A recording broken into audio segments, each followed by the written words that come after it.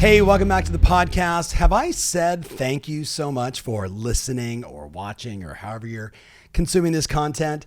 Today, I have a powerhouse couple with me, Lily and Chad Moore from right here in the great state of Texas. And we are face to face in the podcast. What's up, you two? Well, super excited to be here today. Thank you so much, Tom, for the invite.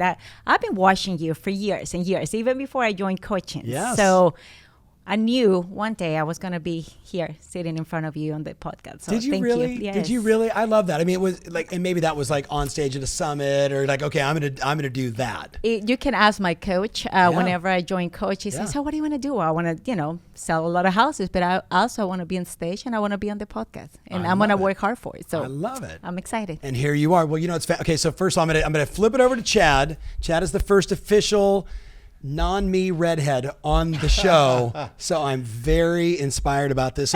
So Chad, it's obvious that Lily is, like, anyone that knows her brand. Like, she's larger than life. She sells a gazillion houses. Yeah. And you've got this interesting background, M&A work from AT&T. And then 2 years ago, you transitioned to basically be the back end to Superface over here. So maybe I want to just start by maybe explain to the people that are listening right now, why did you make that transition? Why did you go from corporate America into real estate brokerage and take not the shining star role, but instead that also important operations role? Yeah, absolutely. Well, first of all, she deserves to be the shining star, so that helps quite a bit.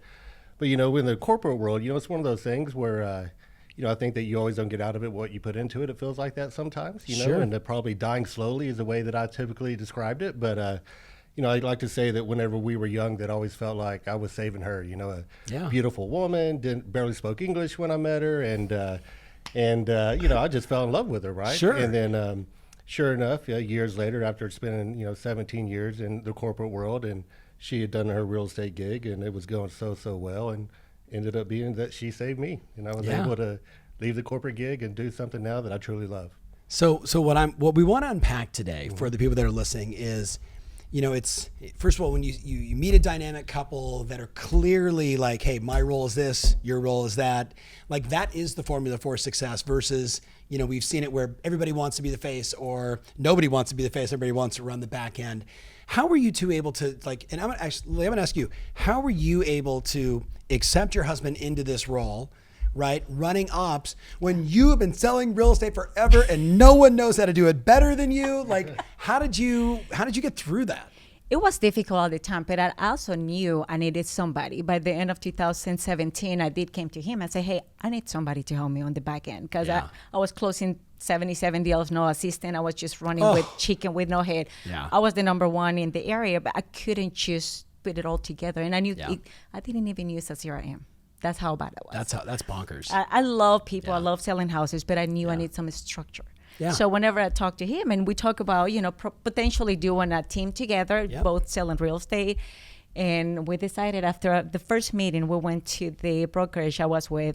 We left the meeting and say, you know what, maybe it's time to start our own brokerage to deliver the own message we want to provide. Yeah. So, but at that point, we definitely having his corporate background and business success, I knew I needed him to run the business because as a realtor, as a broker, there is so much more you can do. Right. So in answer to the question, like, you came to him, you're like, baby, I need help. Yes. Right. But I didn't know. And again, we are just live in this podcast. I didn't know that it was, hey, not only join me. Oh, by the way, we're also starting a company and someone needs to get a broker's license and we need an office and we need space and we need a fax machine and a copy machine. And now we're going to hire an assistant and we might need a CRM. Yeah. How long? This was only 2 years ago. That was at the beginning of 2018. Yeah, February 24, 2018, when we decided just to go, as a real estate company. Yeah. And figure things out on the way. Happy anniversary. That's 2 years from today. So give us some optics. What's happened in the last 2 years? And then we'll unpack all of this. Yeah. What's happened in the last 2 years? What's the growth been like? Yeah. Oh, he can tell you that. Yeah, I think we're going to the numbers guy. Let's. So in 2017, she was an individual agent, right? Yep. She did 77 deals. Mm-hmm. I think at that point we weren't sure if we were going to be a husband-wife team or what exactly it was going to be, but we knew we were going to do it together. Mm-hmm. We determined pretty quickly, we want to deliver our own message, like Lily said, and you know Yeah. what, we want to be on that stage Yeah. talking versus Yeah. hearing somebody talking to us who we think we could do it better than, right? And Right. so in 2018 we opened brokerage. I think we learned very quickly that well, you know what? This is a lot of time and energy for Right. where sometimes when you're dealing with agents, right, and return on investment, you know what? I think team may be the way to go. Yeah. And we went, So did you start traditionally with like hiring agents on traditional splits and all like, Yeah. okay, I don't want to, because Yeah. that's an important distinction. Oh, yeah. Like how yeah. fast did you realize, ruh-roh, there's a reason why they call them broker. Yes. I'm not dogging you out there if you're a brokerage. I'm just saying, They you know understand. what I'm saying? it took about Thin 6 margin months. business. It took about 6 months, and then we Wow. realized, you know what? When you have somebody dynamic as Lily that can generate her own Mm-hmm. Yeah. business, that's a force in the industry. Right. You know, her time is best served in mentoring other agents, but working with her clients most and foremost. 100%. And when she's given away her time to, handle broker issues, right? Then that can hurt, Yeah. your cash flow.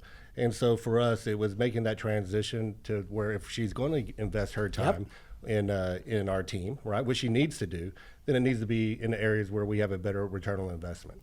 So break it down for me. You're 6 months in, you two are scratching your head one day. Your personal sales were probably not 77, right? So you're on track to do far less. You're bringing in all these traditional agents on traditional splits and you realize this is stupid.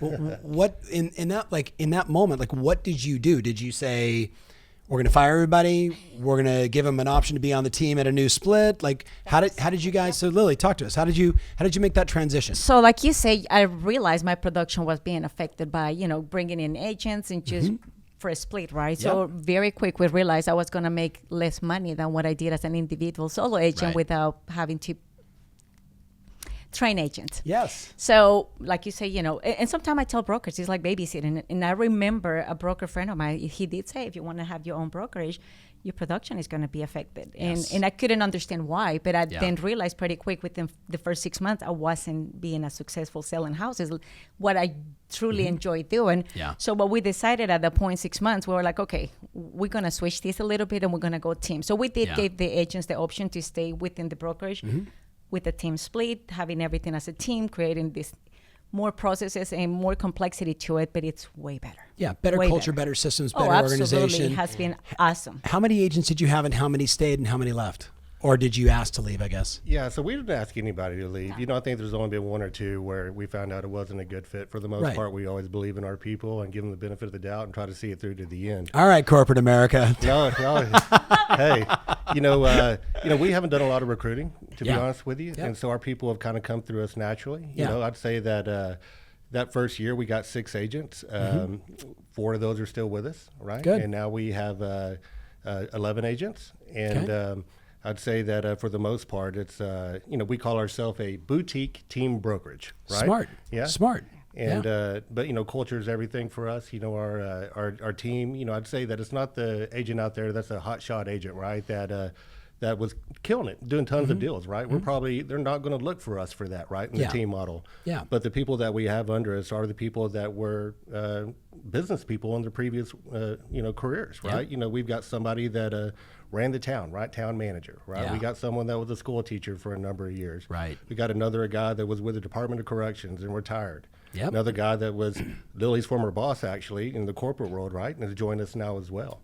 But what we found is that good business translates. And if you've got a good heart and if you're a good person and if you've given your all in another line of work, then real estate might be for you. And it's paid off really well for us. And I bet all those people didn't go in the way you were like, oh, I love selling houses. I can make all this money. Like I could do, this is great. They were used to resources and people that had roles and responsibilities. Absolutely. And they were, and I hate to say it, they understood their role in the transaction. And it wasn't to go from top of the funnel all the way through close of the transaction, but to go show houses. Absolutely. Or go work with buyers and sellers. Yeah. So do you think the corporate America background, like the blend between the two of you, and obviously you had your own corporate experience before you got into real estate, how much do you think that impacts the way you guys view this very well known sort of mom and pop real estate industry? Not referring to the Berkshire Hathaways and the major corporations, but I mean like the regular everyday people that 80% of all brokerages are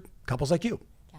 Yeah, I think that, like I said, good business translates. For us, growing up in the corporate world, I mentioned to you earlier, offline that, you really have to be a jack of all trades in the business world. And I think if anything, when you become your own brokerage, right, or a boutique brokerage like us, where you got to figure everything out, right? You got to figure out payroll, right? What's E&O insurance? Why do we need that? Exactly. And so, but a strong business background, right, where you deal with a lot of different lines of business, and where you have big commitments, and you have to partner across, different lines of business, all that comes through in owning your own business. And I think that's why we've been able to expedite our process, is because we do have that corporate background, and we know the importance of doing things the right way, but ultimately how to solve problems. Yeah. So this Saturday will be day 343 since the pandemic started, since we went into lockdown. Yeah. So think about that. We're 2 weeks away-ish from a full year. Tell us about 2020, Lily. Because now you're 2018, then you switched to team, and I know I'm skipping some parts of the chapter here, but tell us about 2020. 2020, whenever we went into lockdown here in Texas, that was around March. I almost cried. I freak out. Like everybody else, the uncertainty, the unknown. It was really helpful to have that support with you guys. For example, on the podcast, on the sessions we were doing, like you were doing such a great job trying to keep us calm and knowing that we were going to be okay. And knowing what to do at the time.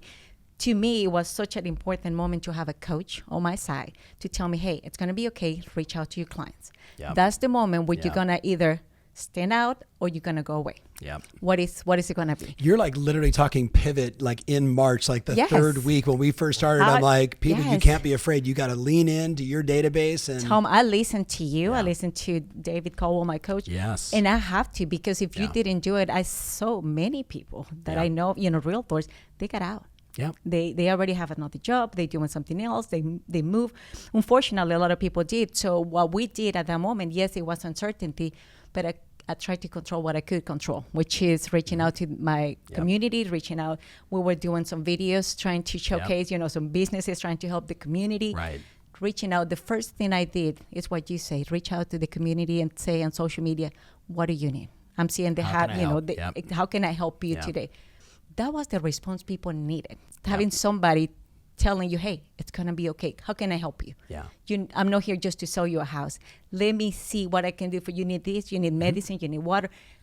I'm healthy. I can go do it. So let me help you. So what I did with the transition, and again, I was so afraid, 2020, we're going to go broke. 2020 was the end of the war, end of our business. We didn't have that corporate America paycheck. So we had to go and do it ourselves. And around, May, June, things just exploded. I know. 2020 was our best year ever. We closed 213 transactions, over 70 million in volume, over 1.8 million on GCI. Congratulations, Thank you you. two. I mean, you think about it, because it was probably January, February was decent. March, April, it died. But those that did the work, those that, that scaled the unscalable. I'm just going to make a difference. I'm going to help. I'm going to reach out. I'm not going to be a salesperson. I'm going to be a human being and try and help people. Absolutely. And then, bam, it explodes. So I'm gonna switch. I want to Chad, from your perspective. You go from, even though you were on the M&A side, which we both know is like, I'm in the middle of helping a buddy right now sell a business, and it's, like it's his first time selling. It's a big company that's buying him. No, it's not Zillow or anybody like that, but it's, but it's a big company that's buying him, and he's like, what are reps and warranties, and what, he just doesn't know, right? You're coming from that world into this, but there was so much uncertainty happening in middle of March. Even really truthfully, there's still uncertainty today, but at least by May, people were selling houses again, right? Like how we viewed a home was different. What did you do during that time period to kind of stay calm and stay focused and not react? Well, I think being calm is the most important thing that you can do. And I think that we did a good job of that. First you need to stabilize your team, right? Let them know the market's up, markets go down, but we've got a great culture, we've got a great brand. We're going to be here to support you, and we're going to get through this together, right? Because really, at that point, we didn't know what to expect. Right. For us, we'd had to examine our own costs, right? We were looking at growing the team. We put a little pause on that at that time, right? And just to make sure that we didn't bite off more than what we could chew operationally. Sure. In hindsight, maybe would approach that a little bit differently, right? Probably that'd been a great time to to push the envelope a little bit more, Sure. right, operationally. And but we're able to do that this year. Yeah. You know, I think ultimately it's just where you have to take a seat back, take a look at the business, take a look at the numbers, get the, you know, the troops on board, and then ultimately make the biggest difference that you can. Yeah. Staying calm is really the key. I mean, I remember, you know, how many times we were saying that in all those pivot trainings. It just breathe, be calm. Yeah. You know, headlines do more to terrify than to clarify. Like, you know, don't get wrapped up in that stuff. So let's go back to 2018. You're 6 months in. You make the transition. You start the team. What happened in 2019? Give me optics, because I understand 77. I understand 2018 was probably not as great for you personally from a transaction standpoint. But by 2019, were things starting to come together? Was it still kind of a shit burrito? Like, you know, sorry, just keeping it real on the podcast. But you know what I mean? Like I've started many companies. I know what that's like. First year, it's all exciting. Second year, you're like, wait a minute. We might need to actually organize this thing. Otherwise, we're going to burn ourselves out. Absolutely. Yeah. You know, what was 2019 like? 2019 was a pivotal year for us because it's really the first full year when we went all in on team and kind of our new approach and said, you know what, this is the way to go for us in the future. Yep. With that being said, there's so many things now that you have to figure out, right? Right. Where at the beginning of 2018, we were focused on creating different processes and different structures. And in 2019, we had to re-examine all of that. So ultimately, created a lot more work, a lot more things to figure out. We had an excellent year that year, right? We ended up doing close to 50 million in sales volume, right? So that's good. You know, it was a good growth from our previous year. Ultimately, you know, we learned a lot from a staff perspective, right? And what we were looking for to help grow operationally. You know, we dealt with some office space issues, right? And what's the right place for us in the future? You know, as a new company, there's no lack of things to figure out. Yeah. But in 2019, we moved into our new office space, and that was a pivotal moment for us, right? It really gave us a chance to. Why? Well, it gave us a chance to spread our wings, right? Gave us a chance where we could market, right? Beautiful, light, bright, open floor plan, right? Yeah. You know, you can do have your own marketing company out of a nice office space like that, right? Yeah. And for us, you know, as being business owners, right, who were doing our own thing for really the first time in life together, you know, I just can't tell you, you know, how energizing it is to walk into a place that you're proud of, that you call your own. I know exactly what you're talking about. I know exactly. Yes. So I'm gonna throw something at you guys, and for all my listeners out there. There is so much debate happening right now on like what a team is today.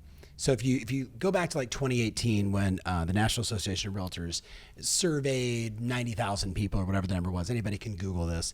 And basically what they said was, if you look at the math based on people that identified as a team or on a team, it would show that basically there's about between 60 and 90,000 teams right now in the US. Wow.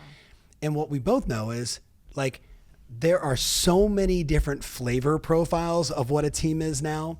So my team and I, we basically are trying to synthesize like, what are the rules and standards of like, if you're a team? Like as an example, you know, if you're a brokerage and you own a team, they might say, no, you're a brokerage. And you're like, no, but we run it like a team, right? Versus, hey, we're a team and we operate under somebody else's brokerage, they're a team. But even then you've got family business, SEAL teams, large teams, what I now refer to as industrialized teams. My client, George, who hangs his license with a brokerage, but has 200 agents and did 3,100 transactions last year, $1 billion in sales volume, right? Like, you know, but they're all teams. So here's my hypothesis. You ready? I'll run it past you guys and I want your input. To me, you're not a team unless you have a defined culture. Unless you say, this is who we are and this is what we stand for and this is what we're all about, right? You're not a team if everyone uses a different CRM. But if we all use the same CRM and the same reporting, the same transaction management, the same tech stack, then we're a team. But if Sally's on something different and Maria's on something different, you smell a lot more like a brokerage, right? Leads, right? If there's a unified methodology for, you know, the team lead says, our credit card is in, we're buying the leads, we turn them over to you with a defined split as an example, you're a team. If everybody's on their own, you're more like a brokerage. I'm looking for feedback here. I'm not looking for, I'm looking for like, no, you're full of shit. And here's. No, you're absolutely right. What you're saying, because there is a lot of people who get together and say, and I have seen it, firsthand, because I do have a lot of friends on the industry where, hey, Tom, we are on the same brokerage. Let's become a team. Okay. You go run that way, I run this way. Hey, I need you to open a door for me. We are a team. Yes. Yay. We took a photo and we both wore the same outfit and we look pretty. We need to help you. Yes. So that's not a team. Team is having that culture, having the same CRM, the leads get distributed to the team. Right. That's a team. Splits are a factor too. Right? Yeah, you already have that in place when somebody joins your team, either as a brokerage or as an individual team. Yeah. But there is tons of teams. Let me give you a few more, right? So culture, tech, leads, splits, standards. Yeah. Standards, which implies that we hold you accountable to, if we're going to spend money on these leads, you have to convert a certain percentage or we're not giving you the leads. Where that's unheard of in the brokerage space. I'm not knocking a brokerage, just a different model, right? It is different. Then operating systems and the way we do transactions, it's one way. This is how we do it. You're not involved, right? We have a TC that manages this. And then also like team marketing versus solo marketing. And to me, when I put all those things together, when I see that, I don't care that if you own a brokerage or you're inside of a brokerage, this to me is sort of the makeup of a team. What are your guys' thoughts on that? Yeah. What am I missing? I think that, whose license is the sale going under? Right. That's a big part of it well. Big time. When you talk to the individual agent out there, right, it's what's the commission split, right? If it's not X amount, then you're offering me a team role, right? So commission split is a big part of it. And then ultimately who gets the sales credit at the end of the day with that license number is a big part of it as well in the industry. Yes. I think that everything else that you mentioned is spot on. Marketing team versus individual is key as well. Yep. Lily and I talk a lot about, not confusing our audience. Yes. Right? We've got to make sure that our audience and that our market is very clear at who we are. Yes. And who the marketer is and what we're about, and then who does what. And then, yes, we are collective individuals working together to, do something really, really good. But we are a team, and this is our team name, right? Yeah. And the agents have to buy into that, right? Yep. And some don't. So you could really put under standards branding, right, as a part of that, right? You're not going to shy away from the branding or do it your own way. It's really interesting. This is a really interesting time right now in our industry because that, as we sit here right now on your birthday, happy birthday. As we sit here, I have, 10 friends and clients, 20 if I went to a little outside of my immediate sphere, that'll do more than 1,000 transactions. Some are on pace to do more than $1 billion in sales, and they're competing, quote unquote, against other teams in their marketplace. Yeah. Like that seems to be almost like the sort of trifurcation of the industry. Solo agent, right? That's just harder today. Sorry, if you're listening to this right now, don't be offended. Remember, there's 1.5 million agents in the country, and as of today, 43% of them have not sold a house. 57% have sold all the houses. Oh my God. Right? So when they talk about the per person productivity, you have to cross out, I don't know what 43% of 1.5 million is, but it's a lot. Yeah. Right? It's a big number. 700,000-ish, right? Like they haven't sold a house. And then you got this group in the middle that are crushing like crazy. And then you literally have these mega teams that my foreseeable future, I think we're going to be in a place in the next 3 to 5 years where it is completely common for teams to be doing 3,000, 4,000, 5,000, 7,000 transactions a year and literally gobbling up market share. What do you guys think? I do believe that as well. Like you say, the solo agent and the way things are now, think about everything is instant, right? Right. From a consumer standpoint, a consumer expectation. If you want to go see a house today, you're going to call me and say, hey, I want to go see this house at 4. But then I have another 3, 4 clients working with at the same time, and I have a family, and I have this and that. I can reach out to that person and say, And if I tell you, hey, let's go Saturday because, I have these things going on. Yeah. What are you going to do? You're going to go to the next person. You're going to go online on this app, contact agent. I want to go see the house today. Yeah. Right? This is when I'm free. Immediately. Yep. So having the power of having the team is, I can go right now, hey, get this lead. Or, can you help me with this? Chad, Tristan, it's just exactly. Can somebody help me with this? Because I'm tied up in Dallas today. I can go to show a house in Fort Worth. Yeah. But having that flexibility, and I'm glad you mentioned in numbers because, our goal is to become one of th00 teams who's closing 400, 500 deals, which initially sounds like it was something crazy. Is that per month or for the year? For the year. I'm putting... For now. I knew I was putting you on the spot. I remember when I started in real estate, back in 2011, I got my license. I sold one house because I was doing it part-time. Yeah. And then I went into 2016, I went full-time in July 2016. So I sold 33 houses. And I was like, oh my God, this is awesome, right? And I wanted to become the number one in my center, 77 deals the next year. But then, then you start seeing the possibilities of doing more. Yes. And if you have that culture, because it's not just about closing the deals, and that's something I tell my agents. Mm-hmm. I don't want to necessarily have a mega team. I still want to be a little bit in control. Yes, control freak. I knew that. I knew that. Of making sure everybody's well taken care of. Yeah. Our clients, our customers, whoever it is, they're going to have that position where they can come back to us every time we reach out and say, how was your experience? Yeah. Can you give us a 5-star review? Yeah. Can what else can we do? So I want to make sure the deliver it's excellent. So I'm afraid if I'm doing, thousands of transactions a year, I mean, I'm sure we can scale and do it. But it's going to take more staff. It's going to take more processes. Right. And that's got to have him to take care of the processes and CRM and websites and everything else. Because to me, it's just a matter of delivering the best service. Yeah. And providing the best I can, the excellent to the consumer. But that's the beauty, again, of your partnership. Yeah. Right? That's the yin to the yang, right? I always say, I think of my mentor a million years ago said to me, I was like, my wife is just so different from me. And he's like, if you were both the same, one of you would not be necessary. Oh, absolutely. And I was like, oh, yeah. So Chad, when I say 1,000 transactions, what goes through your mind? I mean, last year you guys did 213. What are you going to do this year? What's the goal for this year? 300. Okay. So, all right. So just 213 to 300, right? 300 to 500 or 600 the next year. 700, 1,000. I'm just putting words in your mouth, man. Like, what do you think is the difference between 213 and 300 operationally? Mm-hmm. And that ops is marketing, it's staffing, it's process management, it's 5-star reviews, it's the whole how many sales agents, it's a capacity issue. What do you think from 213 to 300 and then 300 to 1,000? What does it look like? Well, it's definitely going to take some more operationally, some staff to get in place to make that happen. What staff? What roles need to be filled? I'm a jack of all trades right now, so I'm doing a little bit of everything for the company. I need to get somebody in that's more of a director of operations, right? Lowest paid, most work guy in the business. Absolutely.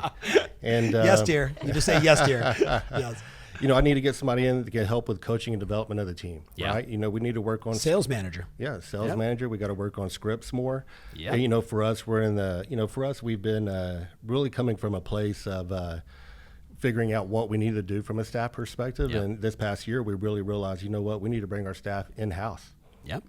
Versus trying to save a buck or two and go independent contractor for your staff, virtual. Yep. We need our people in-house and people we can tap on the shoulder and, hey, where are you at with this transaction? And then ultimately just make things run more smoothly. Yeah. And so as a business owner, that's definitely a leap of faith that you have to make. And as I spend this money, obviously it's going to make me more money. That's the only reason you make that decision. And we're in the process of making those decisions every day right now. Mm-hmm. It's going to be more of those decisions that need to be made. Yeah. By the way, isn't it easier when you work for corporate America and you say, of course, let's deploy $100,000 over there. And then you're like, wait a minute, that's my $100,000. Right? I mean, I get that. Like it feels different. It was easy running somebody else's company. When it's your own checkbook, it is different, right? It feels so different. And yet, like the opportunity in your marketplace. In the great state of Texas, my buddy just told me the other day that 550,000 new jobs are coming into Texas just in the next 18 months. Mm-hmm. So that's not individuals. So that's jobs which have spouses and kids and puppies and lifestyle, and some are single and some aren't. Like the growth opportunity is just bonkers right now. So going to 1,000 transactions is totally realistic. It's there. The opportunity is there. Sales manager. What else? A director of ops, right? Somebody that can help take over some of the office management stuff from us. Marketing company, right? We're really known in our marketing place for some innovative marketing techniques. We're really good in the digital space. Yep. For the most part, it's me running those algorithms and doing things like that. We're going to have to turn that over, right? So I can work more as a president or CEO and oversee things versus getting into the weeds. Yeah. That's going to help lead gen, right? That's going to help branding. That's going to help, everything.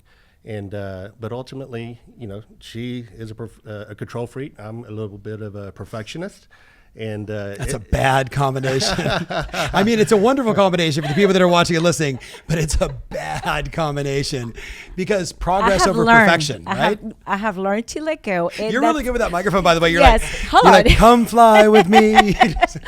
Because I always tell him, and that drives him crazy. It's like, come on, let's shoot this video. Well, hold on, we're gonna have to put it together. Let's just do it. Let's just shoot the video. And it's like, that's good. That's good. Yin and yang between the two of you. But I have learned to. That's what I didn't want to have an assistant to begin with. Yeah. You know, because I just couldn't think of somebody doing it as good as I did. Yep. So that's, to me, I have learned to rely on the admins, on him, and everybody else to do things. One of the best pieces of advice that was given to me years and years and years ago. I was sitting with a buddy of mine who said to me, "Do you think Madonna gets her own coffee?" And I was like, "No." "Do you think Madonna packs up the tour bags and organizes all of her stuff?" I'm like, "No." He's like, "What do you think Madonna does?" I'm like, "Madonna sings and she writes and she creates and she does yoga." They're like, "Right. So tell me why you're moving chairs in the back of the room at your seminar." And I was like, oh, it was so painful. But there is the transition, right? And that's like, for the people that are listening, we're talking about how do you go from, I can't have an assistant, I have to do everything, to I really only do my habu, my highest and best use. You can overspend.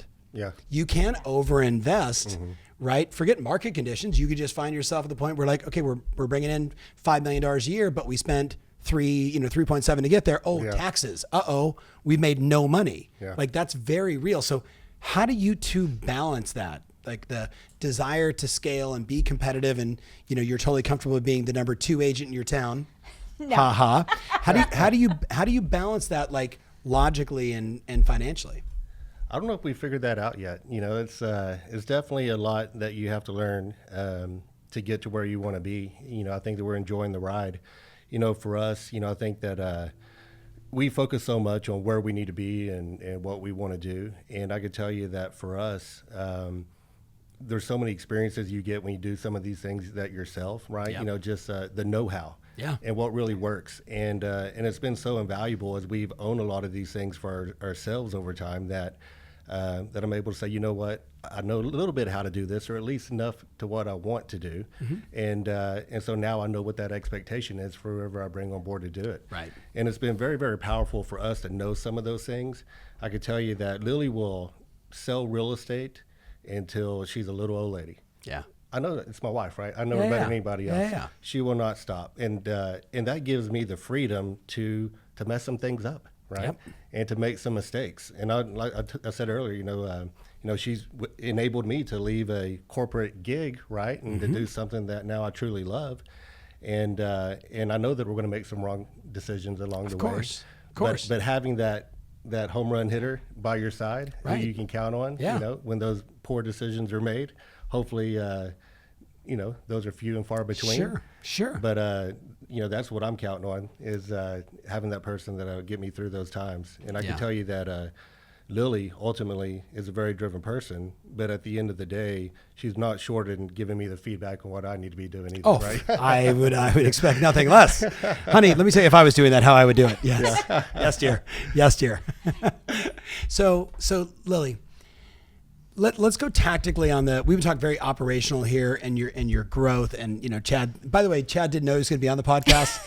So Chad just showed up. I'm like, Chad, you should just be on the podcast. Just come on, man. Like, let's be good, like yin and yang here. Yeah. So let's talk about getting listings right now. Yes. Because a whole bunch of people listening right now are like, okay, I get it. I need a team. I should look at this. Maybe I need to marry Chad. Is Chad available in the market? Like, how do I findmychad.com? We should launch that site right away. Brenda, my podcast producer, already grabbing the URL.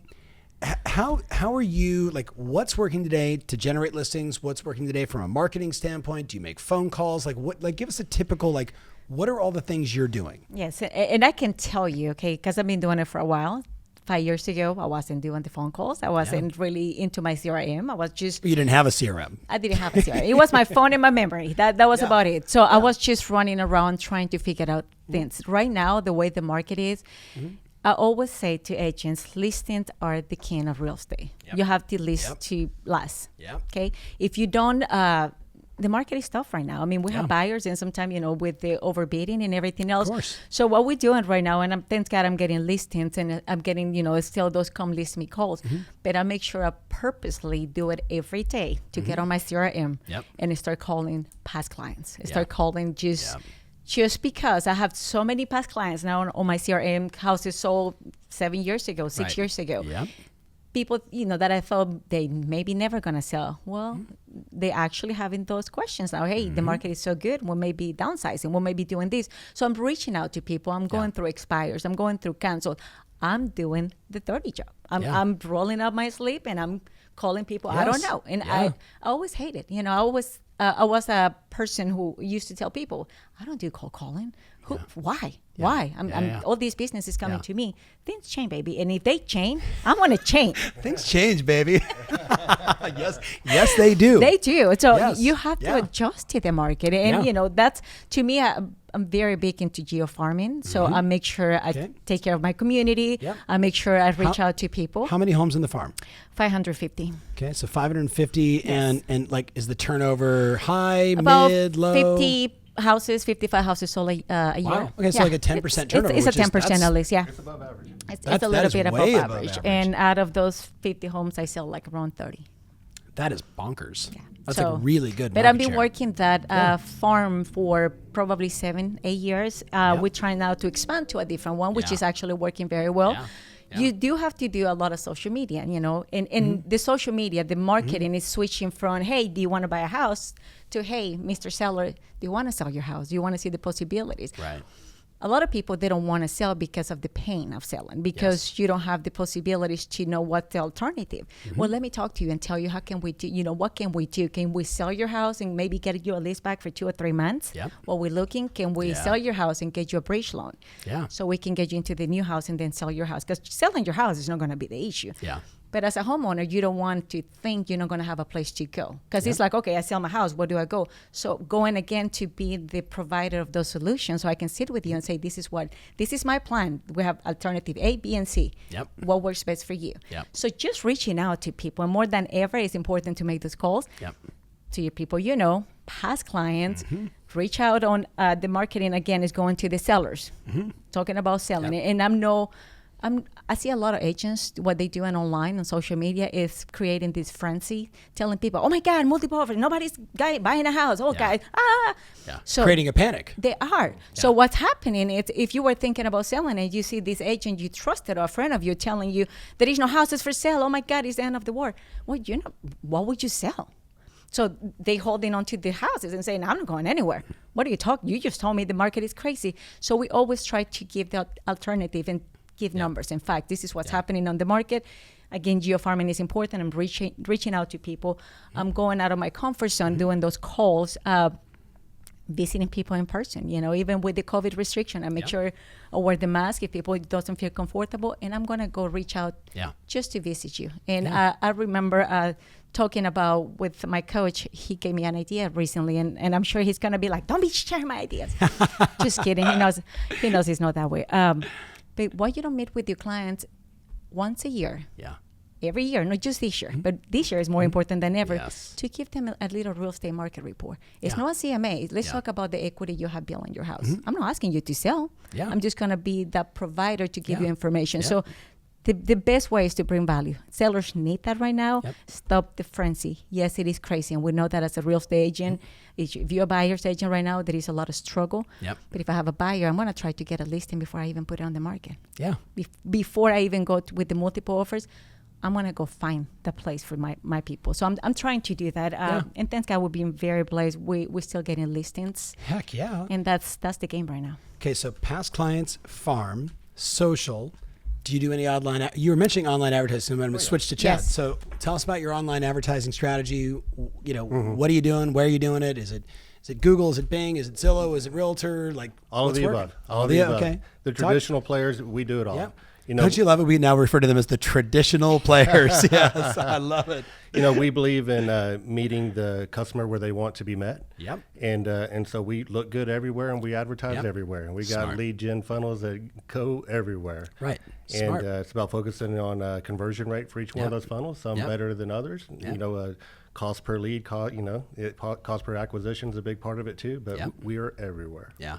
I was really happy. I was going through and looking at your Google page, and I was like, yes. So I did a survey. Remember back in January at the Elite, I'm like, listen, everybody, don't get mad at all these other portals.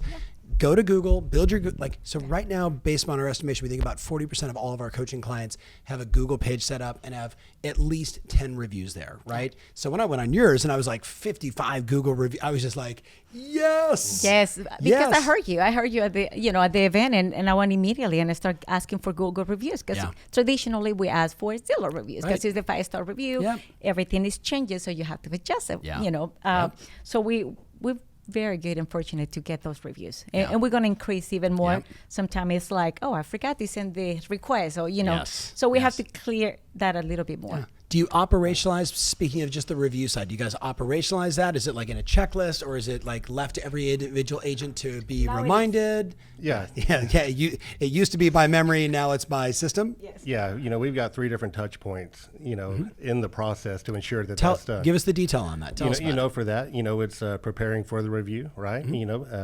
Second one is to make sure that the review is done, right? The third one is to make sure that the positive feedback was received post-review, right? And so there's 3 different touch points. Like the thank you for the review. Yeah, absolutely. Yeah. There's 3 How different do you touch prepare for the review? Well, I think there you have to examine the experience of the client, right? Examine the results of the client, right? There might be some instances where, especially in the lead conversion game, right? Sometimes you'll get a client and through your no fault of your own, right? Maybe it was a difficult client, right? And in that case, you have to make sure that you get that 5-star review, right? Well, you don't ask for a review from everybody. Hopefully you can, right? But realistically, there's some that you don't. And so that's the self-examination there is, can I honestly, in good faith, ask this person for a 5-star review and know that they're going to give that to me? Cool. I love it, because I'm just meticulous around system and process. I can remember, you've seen me speak live where I'm like, I remember when you and I met in 1991, we were at the Marriott in Minnesota. I have that kind of memory. But when it comes to sometimes the business checklist and process stuff, if it's not my schedule, I don't follow it. If it's not in a checklist, I don't do it. It's just the way I'm wired. What would you say to the person that's listening right now who's like, I don't have a Chad and it's not fair, right? I want to get more organized. What advice do you have now, kind of knowing what you now know as a veteran of the industry? What do you recommend from a systems, and what CRM do you recommend?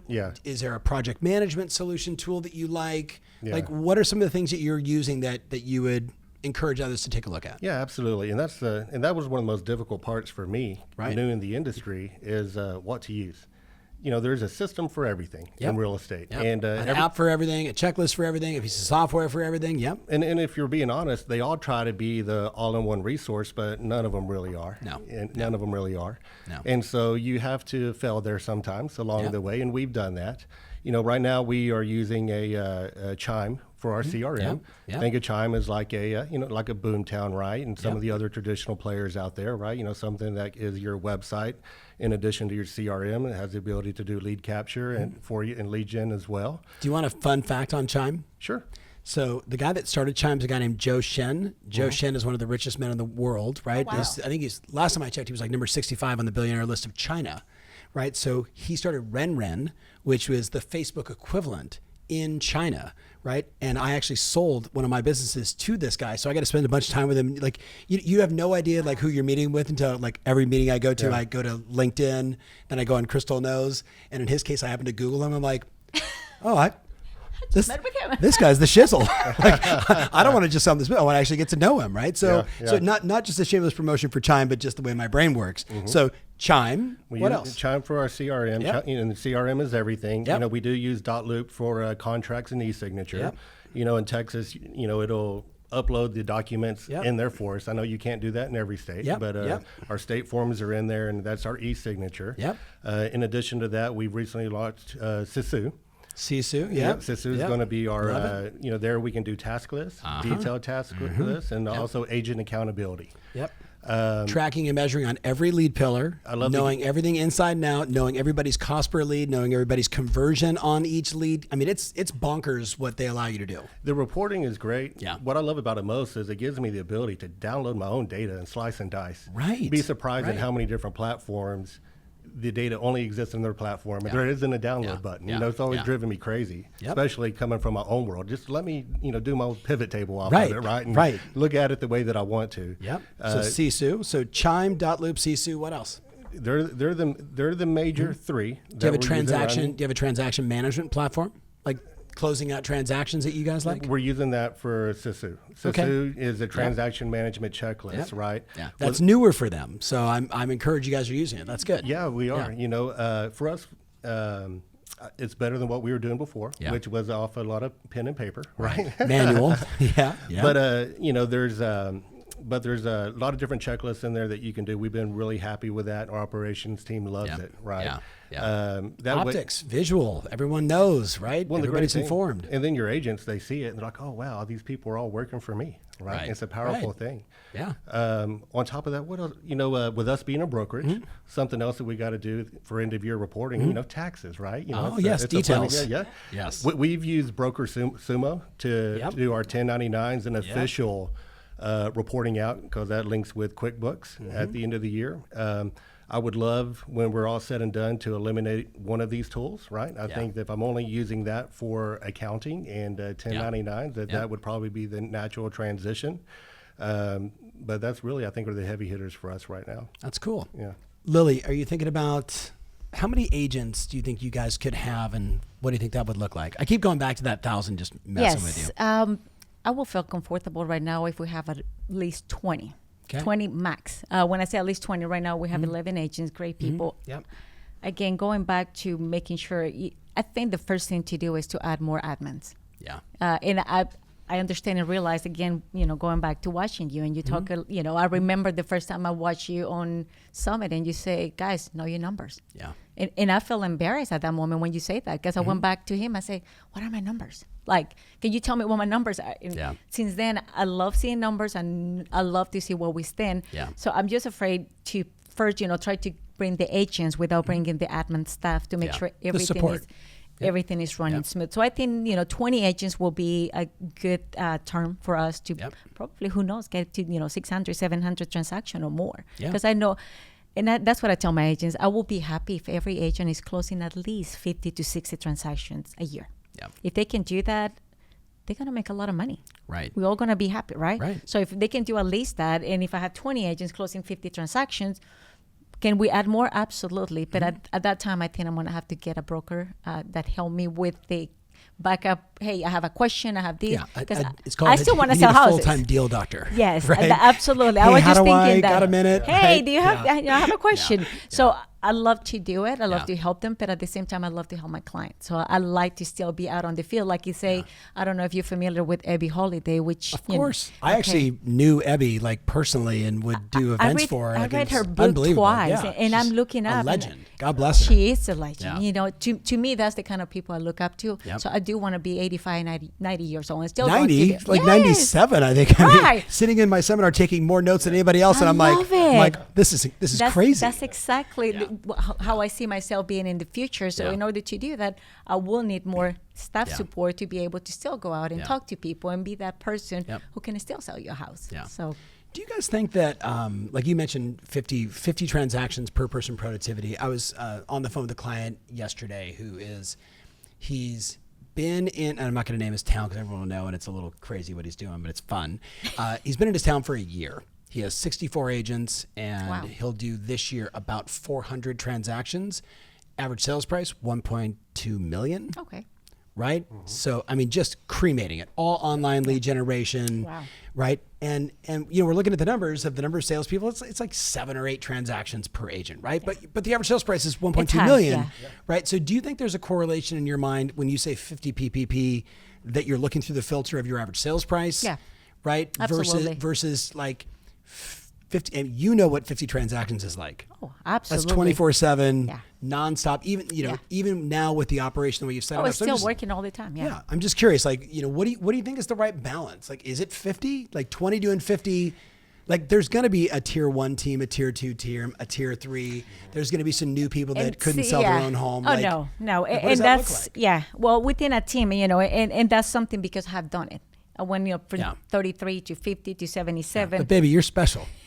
That's yeah. How do you scale special, right? We're not gonna get to that because I know I work all the time, 24/7. But that's the way I'm wired. That's the way I want to do things. Yeah. I don't expect everybody to be the same way. I know most agents they're happy they sell 10 houses, 5 houses, 20 houses. For us, it's part of the culture. If I want you to be on the team, I want you to make money. I want you to be successful. I want you to be able to support your family and have, a big bank account and have investments for yourself and your family and leave them a legacy too. Mm-hmm. If you just closing 10 houses a year, that's not going to happen. Yeah. So can I help you scale and do, 40 or 50? And I always sit with my agents one-on-one before the beginning of the year to ask them, what's your goal? Because I can't push my why into you. No. You have to tell me what's your why and what do you want to do. So based on that, we're going to talk, have the conversation, help you to be the best you can be. But I'm not going to push you to do 50 if you just want to do 25. Yeah. So I know my agents, and we work, to try to do that. And with the average price point here in Texas, we're talking about probably 250, 300,000. So it's smaller commission amounts, but it's more houses, and there is a lot more opportunities in houses to sell. Listen, and for everybody out there listening, there may be someone right now in like Flint, Michigan, who's going, what I would do to have a $267,000 average sales price. Or I got clients in Normal, Illinois, where they were selling like $90,000 houses all day long, and the average person that was good was selling 70 of them, so they made 80 grand. $100,000. I mean, it's you just had to based on the sales price. Do you think sales price is a factor on per person productivity? Well, it always is, right? Sales volume and GCI ultimately is the name of the game. Yep. I could tell you that we don't get fixated on deal volume or transaction amount or sales volume. We focus on diversity, right? We say that in business, but also in real estate, that diversity wins. Yeah. Not only from a people perspective, but also from a transaction perspective. Yeah.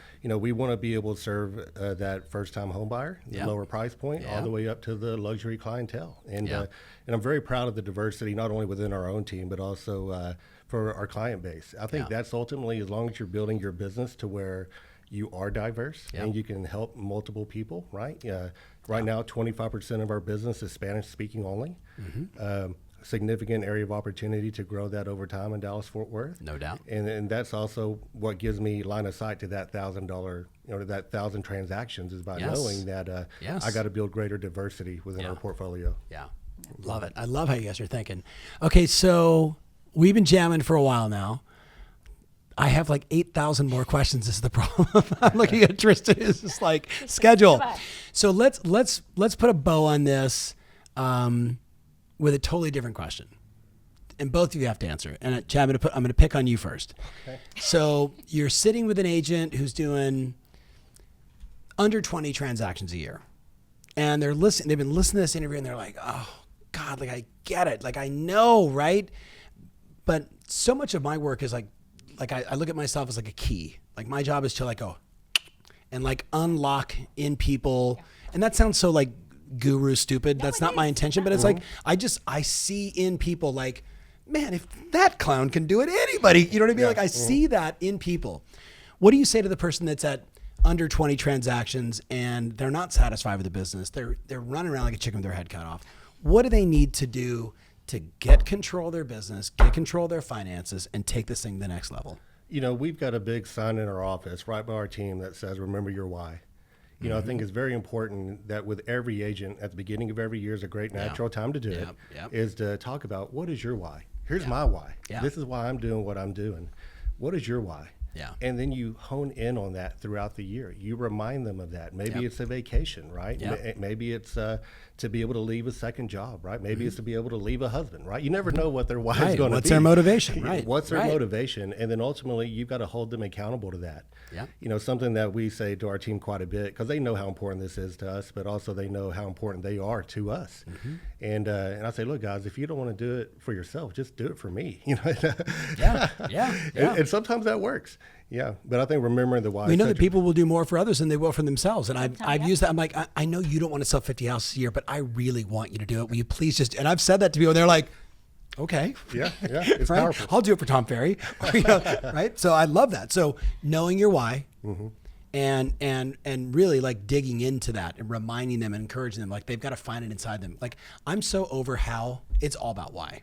I mean, certainly more so at your level, right? How is easy? I can Google it. You can go into the Facebook private pages inside of Loom and say, how do you guys do this? What do you guys use? And everybody's like, here's what we do, right? Mm-hmm. How is easy? Why gives me the internal drive to go execute. Absolutely. To persevere, to be resilient through COVID. Same question. I'm doing under 20 transactions a year. I totally relate to you. I don't have a CRM. Okay, I'm going to get one. I don't have a Chad. Maybe I'm going to find one. What do they do to unlock in them? Because everybody's got it. Everybody's got it somewhere. You know what? The number one advice I will give is getting coaching. And this is not to sell you because I'm here with you. That's the first thing I did when I left corporate America and I went full-time in real estate because I knew my why. I just didn't know how to accomplish the how. I didn't know how to get there. I just knew I wanted to do it. I signed up for coach. I didn't even tell him because it was a lot of money invested and I just left a job. That was the best thing I could have done because I had a chat. Like I had a Chad. Yes, it was the over the phone Chad. I promise you, we joke with my coach and Chad know this. It's like he's telling you the things I'm telling you to do, but you listen to your coach. Right. You don't listen to me. Well, you're my husband, right? Yes. Having a coach, having that person who's going to help you and hold your hand and tell you this is what we need to do. This is. Just listen to your podcast. Just listening to it before I even signed up for coaching was so helpful because I remember 6-7 years ago when I saw your video and you're like, hey, there is, in Facebook, there is this little button. It's called the live button. And, just go do your videos. And I was like, okay, what is he talking about? I went and did my first video 7 years ago, live from an open house. My videos were awesome at the time. Nobody else was doing it. So you have to have a coach. You have to somebody who's going to help you and keep you accountable for the things you're committing to do. And just to remember and push you. What is your why? My coach question was the first question. What do you want to do out of coaching? I said, well, I want to be the number one agent in my office. She's like, okay, well, let's go. This is right. Game on. Exactly. But she at that point she gave me the tools and the road because. How mainly realtors we see the road going everywhere. There is so many roads. It's kind of like she pulled me together and say, okay, if you want to get there, we're going to get this way. And that's what I would recommend to any agent. You own the business, doing under 20 transaction. And even if you're doing 400, 500, how many coach clients you have, they doing thousands. And it's just, to me, it's the support to have a coach. I got two. I talked to two people. First of all, thank you for that. And like me or others, I'm a flavor, guys. And we have 171 business coaches in my world. Like, so it's not just us. I'm a flavor, but I appreciate it's having guardrails.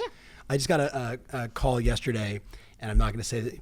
Very, very, very successful partnership in Los Angeles. Like 79 transactions, $3 million average sales price. Wow. Right, and they're like, we're just running around like a chicken with our head. We don't even know what do we do? And it's the same thing. Like, we can help you just create a plan and put the guardrails up. And the guardrail is your coaching call every Tuesday at 3:00 to you're going ding, ding, ding, ding to bring you back in. That's and exactly say, what it is. Okay, but if we just call 5 past clients every day, if this week we can just get 3 listing appointments, if we can just take 1 listing, like when you break it down like that and create accountability, it works. It's awesome. It works. I'm so happy we did this. This has been, and thank you, Chad. For by the way, so just for the record, like Lily goes, I'm like, hey, Lily, I think I'm going to ask Chad to be on the podcast. She's like, yeah, you're going to ask him, but he's not going to want to do it. So what did I do? I'm like, hey, Chad, you're on the podcast. Let's go. Come on. Right? Welcome to my world. So thank you, because it's your birthday also. Thank you for so making much. the trip and being with me face to face. I appreciate you. Yeah, so I'm really proud of you both. I can't wait. So if somebody wants to follow you guys on Instagram or social, if they want to reach out to you, they want to ask a question, what's the best way for people to reach you? You can find us everywhere at Lily Moore Realty. Yep. Lily Moore, Lily, right? 1 L and then Moore, OOR. So just at Lily Moore Realty. Everywhere? Everywhere. Love it. That's simple. And do you have a bot answering, or is it actually you? It's me. No, it depends. Depends. It depends, right? Yeah. It depends, all right, cool. So I wish you guys nothing but the best, and thank you so much for being on the podcast. And listen, for all my friends out there watching, if this resonates for you and you heard something inside that inspired you, let me just remind you, execution is the greatest degree of separation, right? Ideas are meaningless. It's all about execution, getting stuff done. So thank you. Leave a comment or two, and we'll look forward to seeing you on the next podcast. Take care, everybody. Thank you.